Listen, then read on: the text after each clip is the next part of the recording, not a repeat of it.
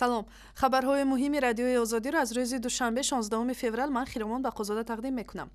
сарбози яке аз қисмҳои низомии вазорати дифои Тоҷикистон ки ба гуфтаи мақомот кӯшиши худкушӣ кардааст ба ҳуш омад ва ҳоло бидуни кӯмак роҳ мегардад. Наҷмиддин Қаюмов ки 5 феврал бо ҷароҳатҳои тири автомати Калашников дар бемористони қарияи Боло бистарӣ шуд, ҳоло тавассути имову ишора ва навиштан фикрашро баён мекунад. табибон барои барқарор кардани ҷоғи сарбоз ба ҷарроҳии навбатӣ омодагӣ мебинанд.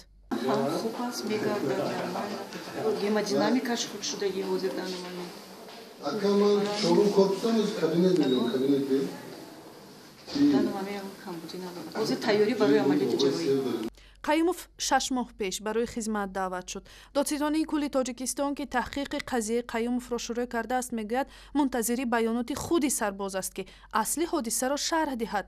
дар суҳбате бо радиои озодӣ сарбоз хаттӣ хабар дод ки то анҷоми тафтиш бо машварати наздиконаш аз шарҳи қазия худдорӣ мекунад. раиси ҷумҳурии Тоҷикистон Эмомалӣ Раҳмон рӯзи 16 феврал дастур дод ки шурӯъ аз ҳамин рӯз аҳолии кишварро бо дасти кам 13 соат нерӯи барқ дар шабонарӯз таъмин кунанд. тибқи ин дастури Раҳмон ба аҳолии шаҳру ноҳияҳо ва деҳот аз соати 5 субҳ то 11 рӯз ва аз соати 16 то соати 23 нерӯи барқ дода мешавад. масъулони ширкати барқи тоҷик мегӯянд аллакай меъёри додани барқ барои аҳолӣ ба 13 соат тамдид карда шуд. 3 созмони журналистӣ бо пахши баёнияе аз дахолати баъзе гурӯҳҳо ба ҳаёти шахсии хабарнигорон ва пахши матолиби хусусии онҳо изҳори ташвиш карданд. дар баёнияе ин амалҳо чун ҳамлаҳо ба хотири бастани даҳони журналистон дар остонаи интихобот маҳкум шуданд. иттиҳодияи журналистон, анҷумани миллии расонаҳои мустақил ва шӯрои васоити ахбори оммаи Тоҷикистон мегӯянд ҳадди аққал 5 журналисти мустақил мавриди фишори равонӣ ва бадномкунӣ қарор гирифтанд.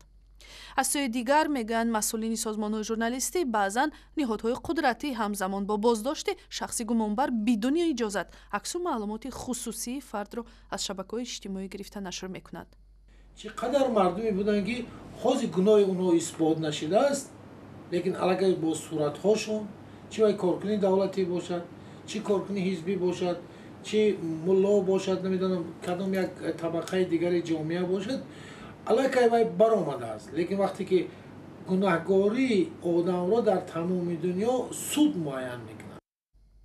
дар моҳҳои охир асосан дар шабакаи ҷаҳонии интернет як силсила матлаб аз ҷумла пораҳо аз гӯё мукотибаи ишқии дасти кам 2 хабарнигор бо Муҳиддин Кабирӣ раиси ҳизби Наҳзати Исломии Тоҷикистон ва ҳам чунин як мукотиба бо хабарнигори яке аз сомонаҳои мухолиф нашр шуд.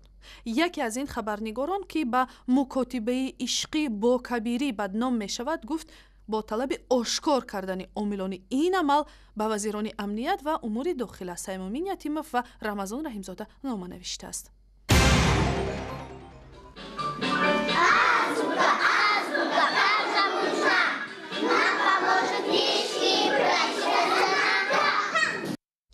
дар мактабҳои русии Тоҷикистон иди алифбо ё азбука таҷлил шуд.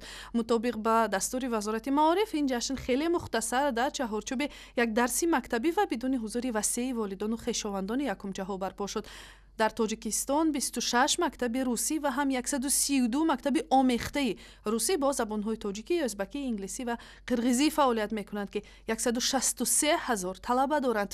аксари хонандагони ин мактабҳо атфоли хонаводаҳои тоҷику ӯзбак ҳастанд ки бештар ба хотири сифати таълим ва ҳам ояндаи кӯдаконашон хостори таҳсили онҳо дар мактабҳои рӯззабон шуданд. Я научилась читать азбуку, научилась красиво писать и получила сертификат.